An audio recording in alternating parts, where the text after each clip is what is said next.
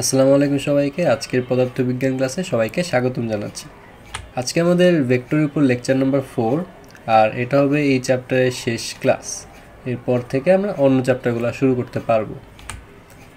আজকে আমরা শিখব ভেক্টর দিয়ে কীভাবে কোনো একটা ক্ষেত্রের ক্ষেত্রফল নির্ণয় করা যায়।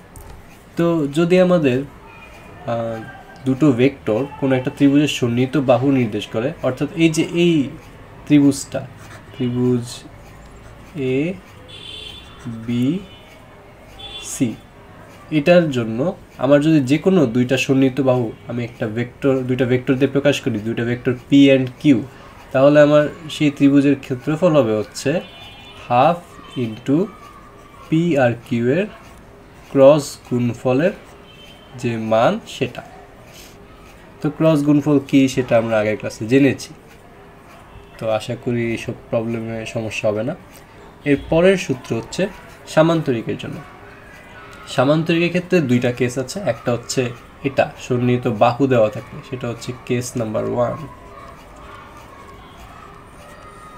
সামান্তরিকের সন্নিহিত বাহু, তাইলে এ বি সি ডি একটা সামান্তরিক, তার দুইটা সন্নিহিত বাহু পি ভেক্টর আর কিউ ভেক্টর। এক্ষেত্রে আমার যে ক্ষেত্রফল হবে বা এরিয়াটা হবে, area will equal to P cross Q এর মান। আর পরবর্তী ক্ষেত্র যেটা হচ্ছে কেস 2, কেস 2তে আমার সেম সামান্তরিকের দুটো কর্ণ বরাবর ভেক্টরগুলো অবস্থিত। এই ক্ষেত্রে আমার যে এরিয়া সেটা হবে হচ্ছে half into P cross Q, অর্থাৎ সূত্রগুলো সব একই রকম দেখতে। আর এই ক্ষেত্রটা ত্রিভুজের জন্য আমার ফর্মুলাটা সেম। তো একটা ম্যাথ করলে আর একটু ক্লিয়ার হবে। দেওয়া আছে পি একটা পয়েন্ট, কিউ একটা পয়েন্ট, এত হলে ত্রিভুজ ও পি কিউ। ও বলতে অরিজিন বোঝাচ্ছে, তাইলে 0 0 0। ও পি কিউ এর ক্ষেত্রফল কত? আমরা জানি পি একটা বিন্দু দেওয়া থাকলে ও পি ভেক্টরটা কত হবে? I cap plus 3j cap plus 2k cap. সেমভাবে ও কিউ ভেক্টরটা কত হবে? 2i cap plus j cap plus হচ্ছে 3k ক্যাপ। আচ্ছা, এখন এটা হচ্ছে আমার ও পি কিউ ভেক্টর, যেখানে আমার ওপি আর ও কিউ দেওয়া আছে। তাহলে আমি দুটা সন্নিহিত বাহু জানি একটা ত্রিভুজের, সেক্ষেত্রে আমার ক্ষেত্রফল বা এরিয়ার ফর্মুলা হবে হচ্ছে half into P cross Q. তো ক্রস ক্ষেত্রফল কীভাবে বের করে? আমাদের হচ্ছে নির্ণায়ক নিতে হবে। তাহলে উপর হচ্ছে I J cap K cap, আর নিচে হবে হচ্ছে 1 3 2 2 1 3। তারপর এখন আমরা এটা সলভ করব। তাহলে আই ক্যাপের জন্য এই বরাবর হচ্ছে সবগুলো বাদ, তারপর 3 3 9, 3 3 9 মাইনাস হচ্ছে 2 1 2। এবার মাইনাস জে ক্যাপের জন্য জে ক্যাপ বরাবর রো বাদ, জে ক্যাপ বরাবর কলাম বাদ, তাহলে 3 1 3 মাইনাস 2 2 4। ফাইনালি কে ক্যাপ বরাবর রো বাদ, কে ক্যাপ বরাবর কলাম বাদ, তাহলে 1 1 1 মাইনাস 3 2 6, যেটা আমার আসছে হচ্ছে হাফ। 9 minus 2 হচ্ছে 7i cap, 3 minus 4 is -1, minus minus a plus, so plus j cap, and 1 minus 6 is minus 5k cap.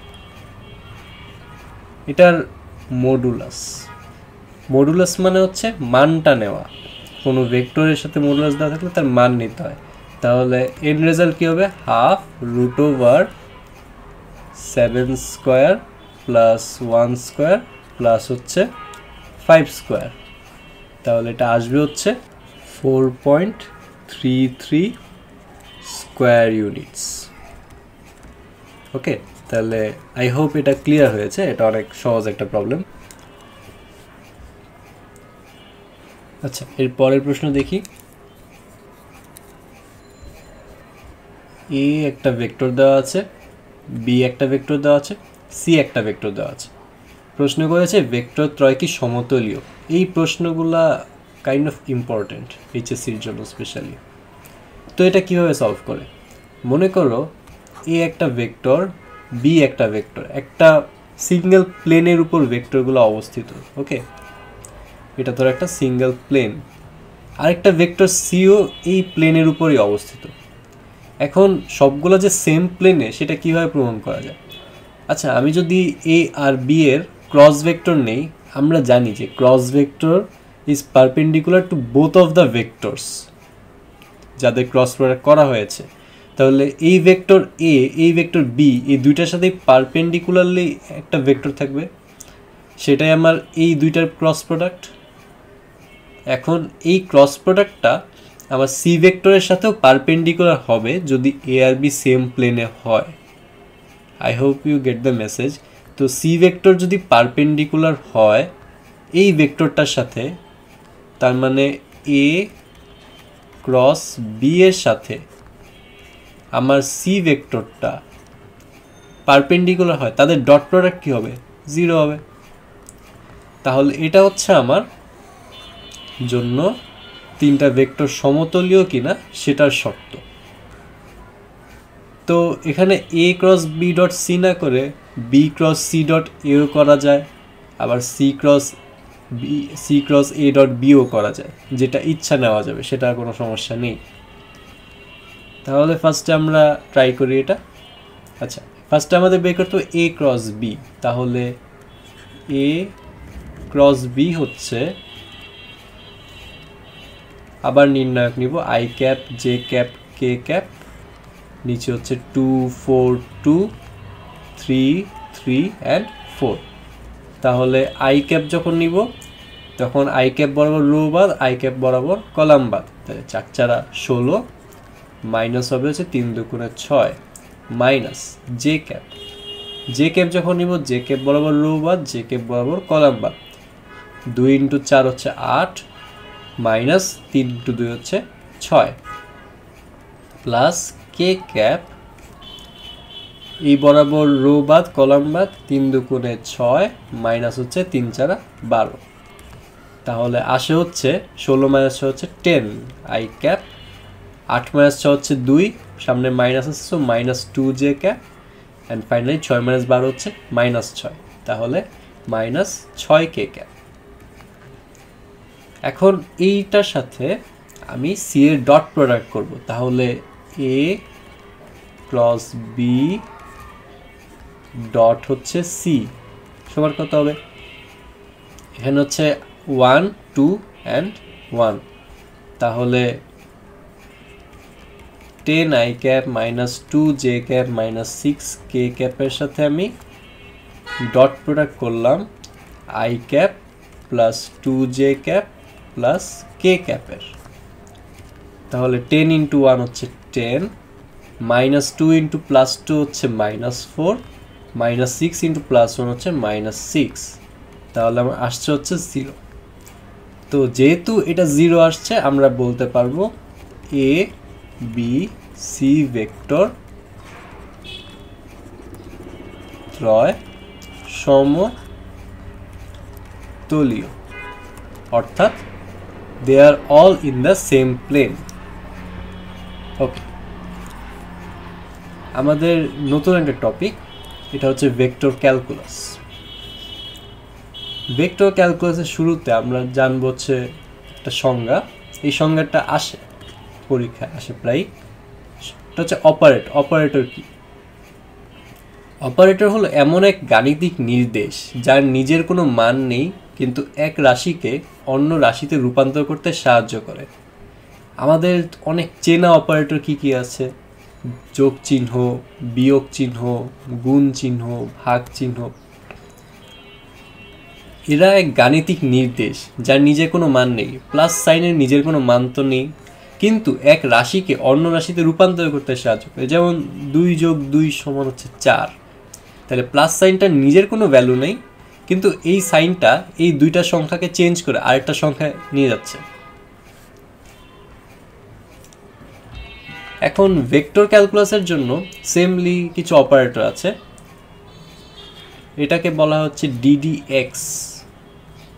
এটা হচ্ছে ব্যবকলনীয় অপারেটর, ব্যবকলনীয়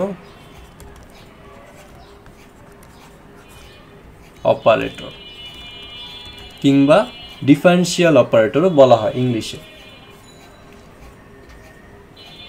তো ডিডিএক্স এর কাজ কি, এটা আমরা কিছুটা আইডিয়া এই চ্যাপ্টারে নিব, বাট মেইন আইডিয়া থাকবে হচ্ছে তোমাদের ম্যাথ ফার্স্ট পেপারের চ্যাপ্টার হচ্ছে 9। তোমরা ডিফারেন্সিয়াল ক্যালকুলাস নিয়ে আরও অনেক মানে বিস্তারিতভাবে জানতে পারবা সেই চ্যাপ্টারে। অলসো ইন্টিগ্রাল ক্যালকুলাস নিয়েও জানবা। আমাদের ভেক্টর ক্যালকুলাসের জন্য শুধু ডিফারেন্সিয়াল ক্যালকুলাসটাই দরকার। তো আমরা কিছু বেসিক সূত্রগুলো জানি যাতে হচ্ছে এই চ্যাপ্টারের ম্যাথগুলো সলভ করতে পারবো। ধরো y is a function of x,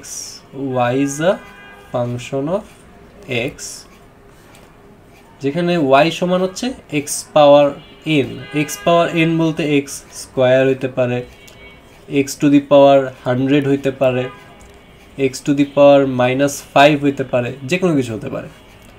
যদি এটা হয় তাহলে ddx অফ y, এই টার্মটাকে পড়া হচ্ছে ddx অফ y, ঠিক আছে। ddx অফ y হবে x to the power n-1। আচ্ছা, সামনে একটা n থাকার কথা, এই সূত্রটা একটু ভুল আছে।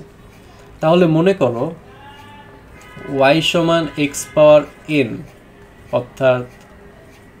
অর্থাৎ ধরো y সমান x কিউব, ধরো একটা এক্সাম্পল। তাহলে ddx অফ y কত হবে? এই তিনটা, এই যে n যেটা ছিল এটা সামনে আসছে, তাহলে 3 সামনে আসবে, x থাকবে, x এর পাওয়ার n ছিল, n থেকে n-1 হলো, তাহলে 3 থেকে 3 - 1, তাহলে এটা হবে হচ্ছে 3x স্কয়ার। ওকে, এখন ধরো y সমান x টু দি পাওয়ার 100, তাহলে এই ক্ষেত্রে ddx অফ y হবে হচ্ছে 100 x টু দি পাওয়ার 99। ওকে, পরের স্লাইডে আসি। আচ্ছা, এখানেও একটু ভুল হয়েছে, যে এর সাথে n গুণ হবে আসলে। আচ্ছা, a কি? a is a constant term। যেমন মনে করো এবার y এর ভ্যালু শুধু x কিউব না হলো হচ্ছে 10x কিউব। আচ্ছা, ডিফারেন্সিয়াল অপারেটরটা আমার শুধু ভ্যারিয়েবলের ক্ষেত্রে চেঞ্জটা আনবে, আমার যে কনস্ট্যান্ট টার্মটা থাকবে সেটা অলওয়েজ বাইরে চলে আসবে। তাহলে ddx অফ y সমান হচ্ছে ddx অফ 10x কিউব। তাহলে আমি কি বললাম? কনস্ট্যান্ট টার্মের উপর আমার ডিফারেন্সিয়াল অপারেটরের কোনো কাজ নেই, সো কনস্ট্যান্ট টার্মটা বাইরে চলে আসবে। তাহলে এটাকে লেখা যাবে 10 into ddx of x cube. তারপর আগের মতোই কিউবের 3টা সামনে চলে আসবে, তাহলে 10 ইন্টু 3x স্কোয়ার, তাহলে আলটিমেটলি হবে হচ্ছে 30x স্কোয়ার। এখন ধরো y সমান 5x পাওয়ার 5, তাহলে ddx অফ y কত হবে? 5 × 5 = 25, x টু দি পাওয়ার 4, তাহলে 25x টু দি পাওয়ার 4। পরের স্লাইডে যাই। এবার বললো যে y সমান c, অর্থাৎ x এর কোনো টার্ম আমি দেখতে পাচ্ছি না, c হচ্ছে আমার কনস্ট্যান্ট অ্যাজ ইউজুয়াল। আচ্ছা, যদি এরকম আমরা দেখি তাহলে ddx অফ y হবে হচ্ছে 0, অর্থাৎ আমার y সমান যদি ধরো 35 হয়, তাহলে ddx অফ y হবে হচ্ছে 0, কারণ কনস্ট্যান্টের কোনো চেঞ্জ হয় না আমরা বলেছিলাম। সো এই ক্ষেত্রে হচ্ছে আমার 0 হয়ে যায়। আরেকভাবে প্রমাণ করা যায়, দেখো কিছু নাই মানে কি, এর সাথে 1 গুণ আকার আছে। 1কে আমরা লিখতে পারবো 35 x টু দি পাওয়ার 0।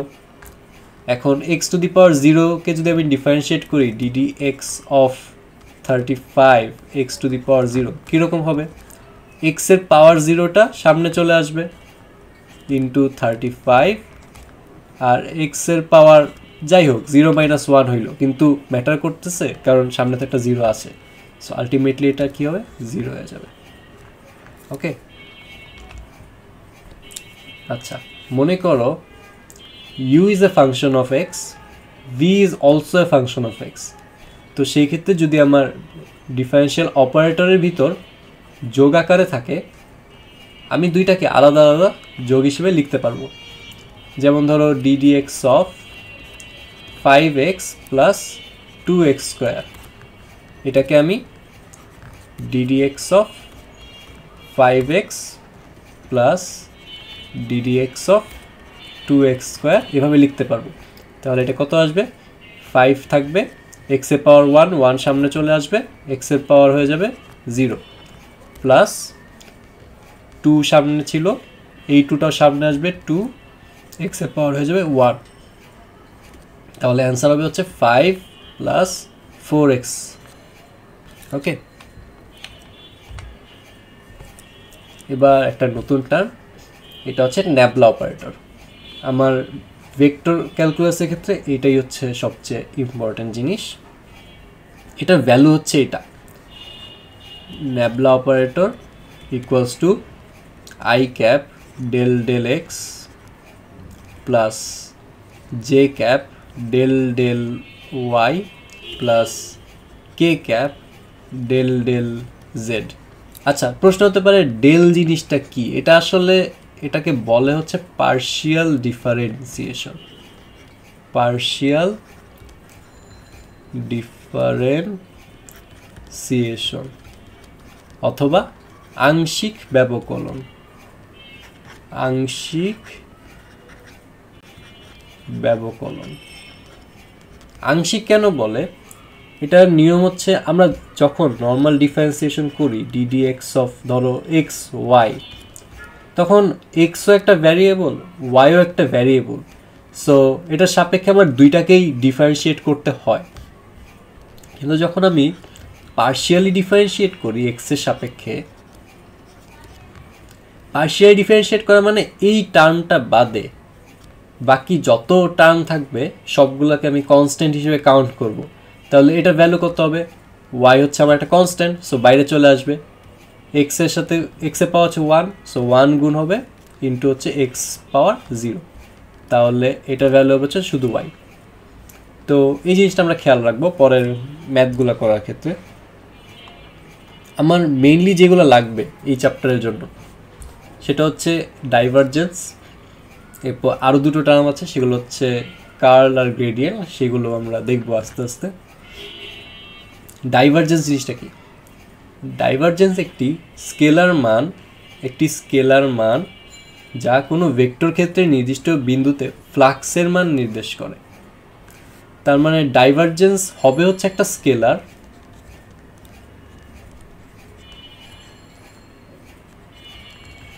যা আমার কোনো বিন্দুতে ফ্লাক্সের মান নির্দেশ করবে। স্কেলারটা আমরা পাবো কোত্থেকে, পাবো হচ্ছে একটা ভেক্টর থেকে,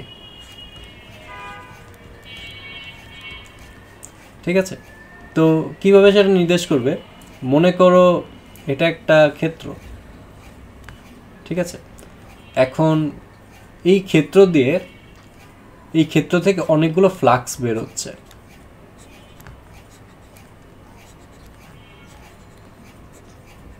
এভাবে অনেকগুলো ফ্লাক্স বের হচ্ছে। তাহলে এই ব্যাপারটাকে আমরা বলি হচ্ছে পজিটিভ ডাইভারজেন্স।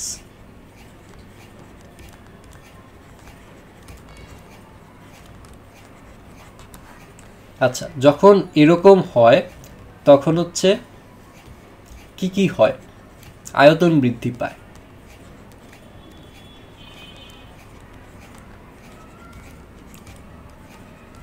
আর কোনো কিছুর মাস সেম থাকলে আয়তন যদি বাড়ে সেটাকে আমরা বলি হচ্ছে ঘনত্ব হ্রাস পায়।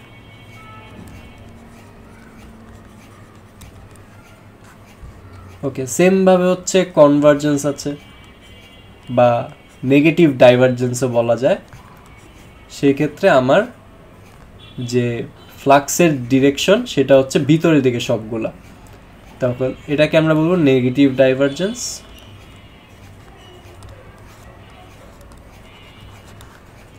এইখানে আমার কি কি হয়, আয়তন হ্রাস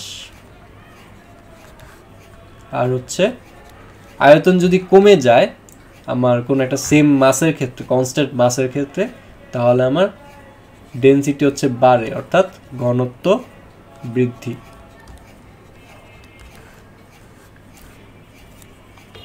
ডাইভারজেন্স কিভাবে বের করে, মনে করো একটা ভেক্টর ফিল্ড দেওয়া আছে, মনে করো এ ভেক্টর। ওকে, একটা ভেক্টর থেকে স্কেলারে কিভাবে নেয়, ডট প্রোডাক্ট করতে হয়। তাহলে এ ভেক্টরের সাথে আমি কোনো কিছু একটা ডট প্রোডাক্ট করলে হচ্ছে ডাইভারজেন্সটা পাবো। তো কার ডট প্রোডাক্ট করব, সেটাই হচ্ছে আমার ন্যাবলা অপারেটর। এটাই হচ্ছে আমার ডাইভারজেন্সের formula, nabla operator dot A vector. Okay, এটার ম্যাথ আমরা দেখব, এগুলো প্রায় আসে বোর্ড পরীক্ষায়। আচ্ছা, এরপর আসে হচ্ছে কার্ল। কার্ল কি, কার্ল একটি ভেক্টর রাশি যার মধ্যে কোনো ভেক্টরের ক্ষেত্রের নির্দিষ্ট বিন্দুতে ঘূর্ণনের মান ও দিক জানা যায়। আচ্ছা, একটা ব্যাপার উল্লেখ করা হয়নি, ডাইভারজেন্সের মান পজিটিভ দেখলাম, নেগেটিভ দেখলাম, ডাইভারজেন্সের মান কি জিরো হতে পারে না? ডাইভারজেন্স সমান কি জিরো হতে পারে না? অবশ্যই পারে। ডাইভারজেন্স যখন জিরো তখন ফ্লাক্স বেরও হচ্ছে না, ফ্লাক্স যাচ্ছেও না, তাহলে এই ক্ষেত্রে আমরা একে বলবো হচ্ছে সলিনয়েডাল। আমার পরীক্ষার প্রশ্নে এরকমই আসে যে উপরের ভেক্টরটি সলিনয়েডাল কিনা ব্যাখ্যা করো, তো সেক্ষেত্রে আমার ডাইভারজেন্স জিরো কিনা সেটা দেখাতে হবে। আচ্ছা, এখন আসো কার্ল। আর এই সংজ্ঞাগুলো কিন্তু আসে পরীক্ষায়, সো এই সংজ্ঞাগুলো দেখবা। কার্ল একটি ভেক্টর রাশি যার মধ্যে কোনো ভেক্টর ক্ষেত্রের নির্দিষ্ট বিন্দুতে ঘূর্ণনের মান ও দিক জানা যায়। তো সেটা কীরকম হবে, কার্ল একটা ভেক্টর রাশি, তার মানে আমি একটা ভেক্টর থেকে আরেকটা ভেক্টরকে পাবো, সেক্ষেত্রে আমার কি করতে হবে, ক্রস গুণ করতে হবে। ক্রস গুণ কার সাথে করব, if you can guess it, it will be again the nabla operator. So nabla operator cross হচ্ছে আমার যে ভেক্টরটা দেওয়া থাকবে সেই ভেক্টর ইকুয়াল হচ্ছে যেই ভেক্টর, এটাই হচ্ছে আমার কার্ল। আচ্ছা, কার্ল হচ্ছে ঘূর্ণনের মান ও দিক নির্দেশ করে। তাহলে কার্ল যদি জিরো হয়, কার্ল ইকুয়াল টু জিরো, তাহলে সেটা অঘূর্ণনশীল।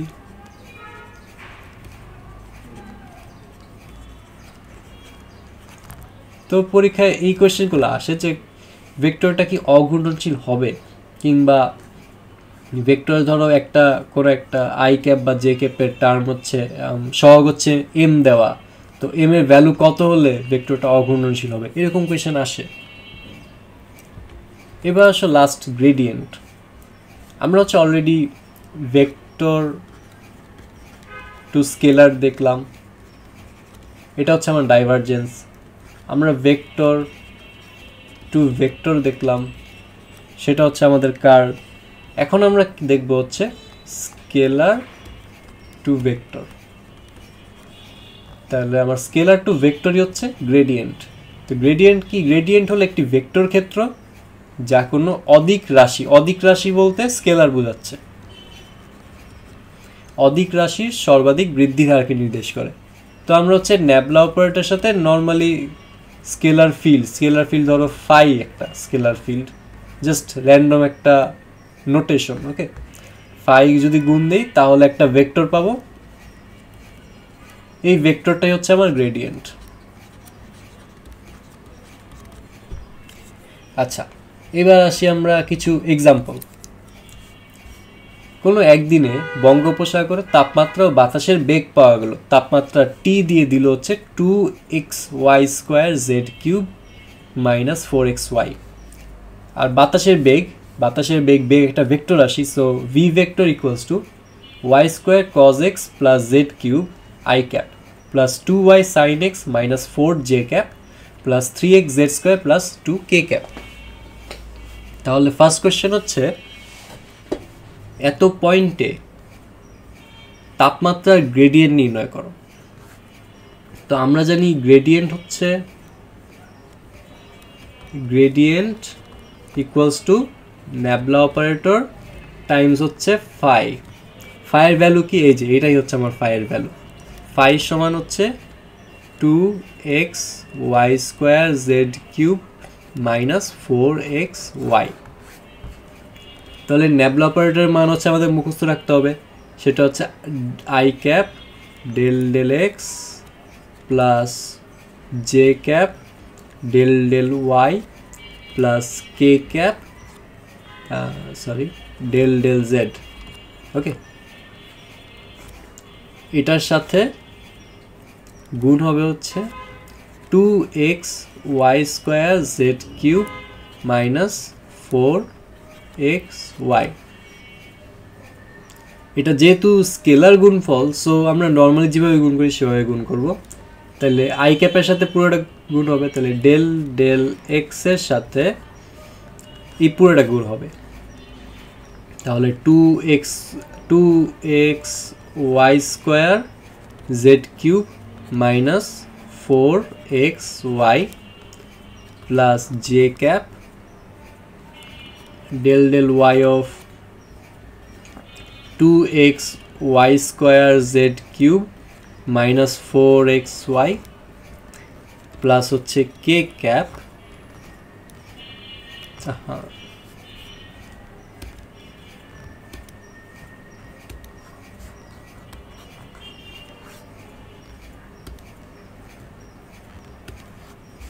k cap del del z of 2xy² z³ minus 4xy। আচ্ছা, ডেল সাইন দিয়ে কি বোঝায়? আংশিক অন্তরীকরণ বা আংশিক ব্যবকলন।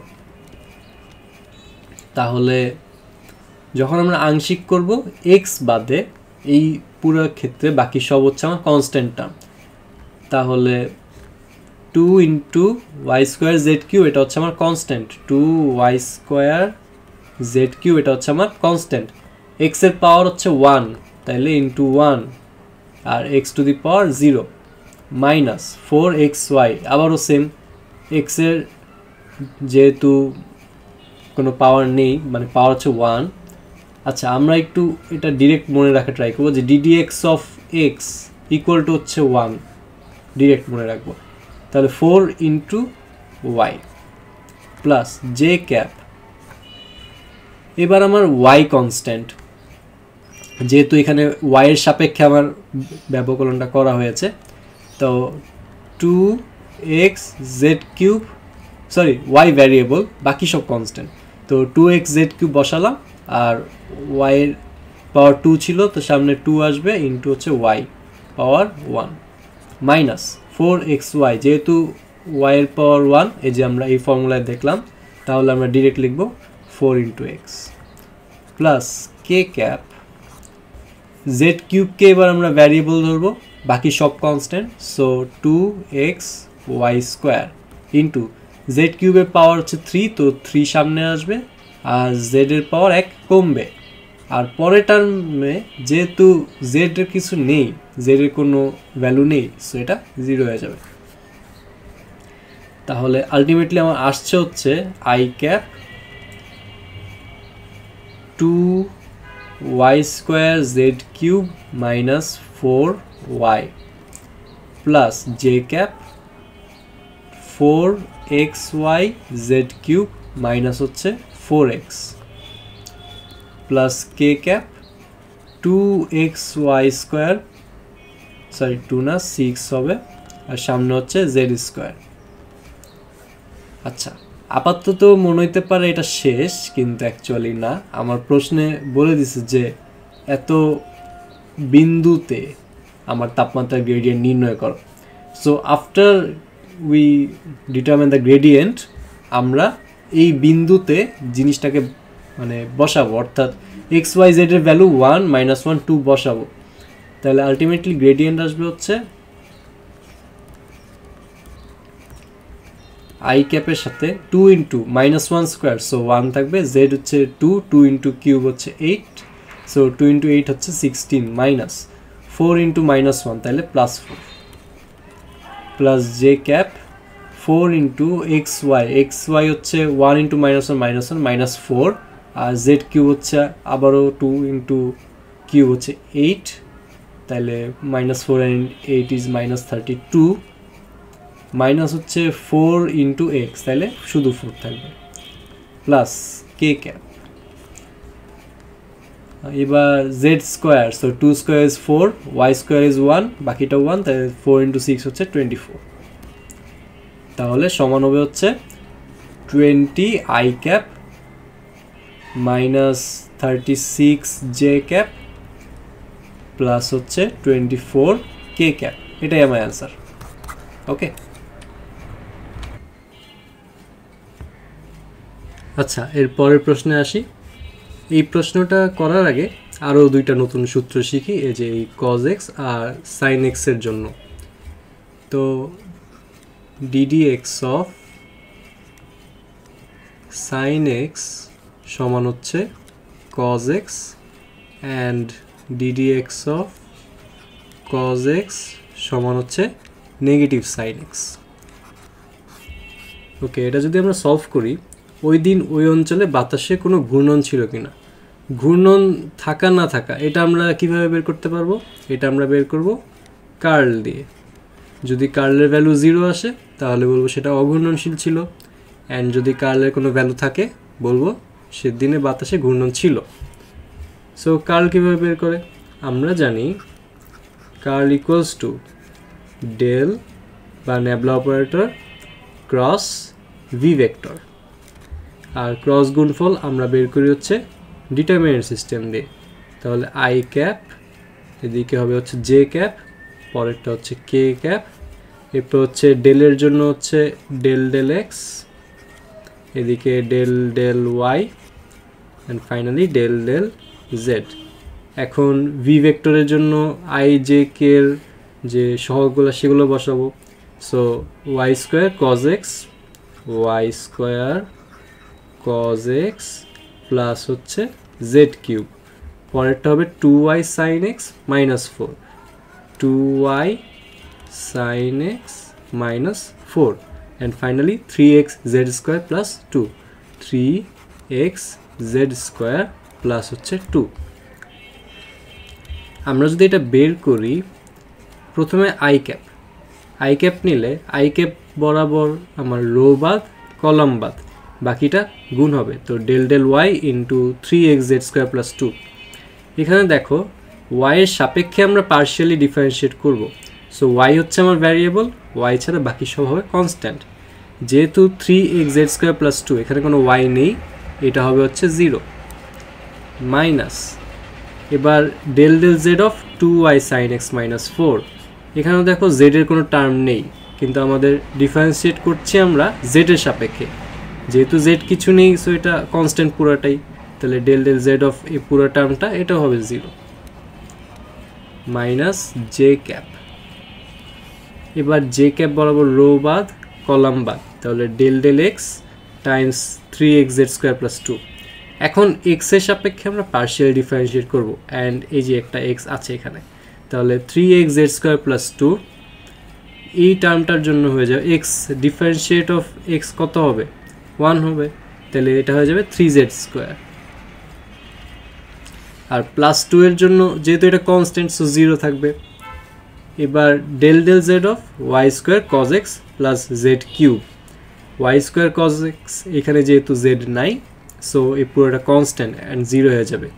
জেড কিউবের জন্য আসবে হচ্ছে -3z স্কোয়ার, আমার 3টা সামনে এসে পড়বে অ্যান্ড জেডের পাওয়ার 1 কমে যে 2 হয়ে যাবে। ফাইনালি কে ক্যাপ, কে ক্যাপ বরাবর রো বাদ কলাম বাদ del del x of 2y sin x minus 4 আমরা মাত্র দেখলাম যে sin x এর ডেরিভেটিভ হচ্ছে cos x তাহলে এটা হয়ে যাবে হচ্ছে 2y cos x minus del del y of y square cos x plus z কিউবেরটা 0 হয়ে যাবে আর y স্কোয়ারের 2টা সামনে আসলে হয়ে যাবে 2y cos x তাহলে 2y cos x তো আমরা দেখতে পাচ্ছি i ক্যাপের সহগ 0 3z square minus 3z square এটাও 0 হয়ে যাবে 2y cos x minus 2y cos x এটাও 0 হয়ে যাবে তাহলে আলটিমেটলি আমার কার সমান 0 তাহলে আমি বলতে পারবো সেদিন বাতাসে কোনো ঘূর্ণন ছিল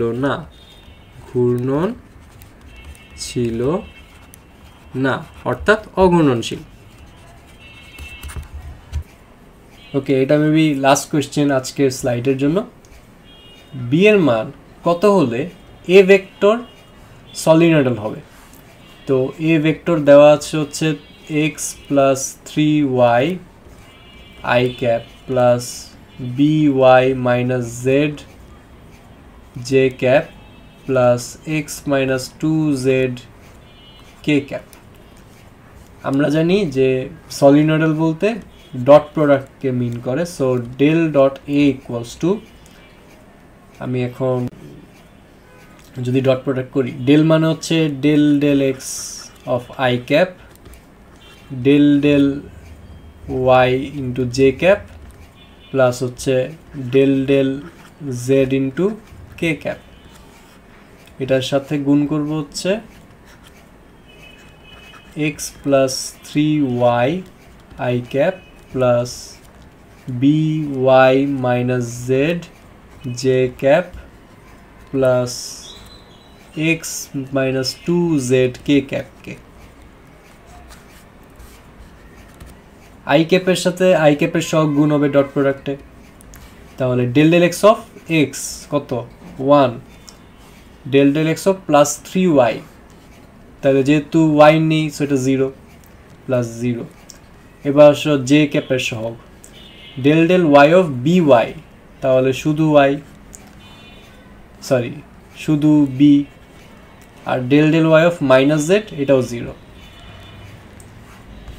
এবার k ক্যাপের সহগ del del z of x equal to 0 আর del del z of minus 2z equal to minus 2 এই ভেক্টরটা সলিনয়েডাল হবে যদি এটার মান 0 হয় বা 1 প্লাস b মাইনাস 2 ইকুয়াল 0 বা b সমান 2 মাইনাস 1 ইকুয়াল টু 1 অতএব b সমান 1 তো আমরা আজকে ক্ষেত্রফল বের করা শিখলাম ভেক্টর দিয়ে ভেক্টরের কার্ল ডাইভারজেন্স আর গ্রেডিয়েন্ট সম্পর্কে জানলাম ভেক্টর আমাদের এতটুকুই আমাদের ভেক্টরের উপর ক্লাস শেষ নেক্সট ক্লাস থেকে আমরা পরের অধ্যায়গুলো শুরু করব তো আজকের জন্য এতটুকুই সবাইকে আসসালামু আলাইকুম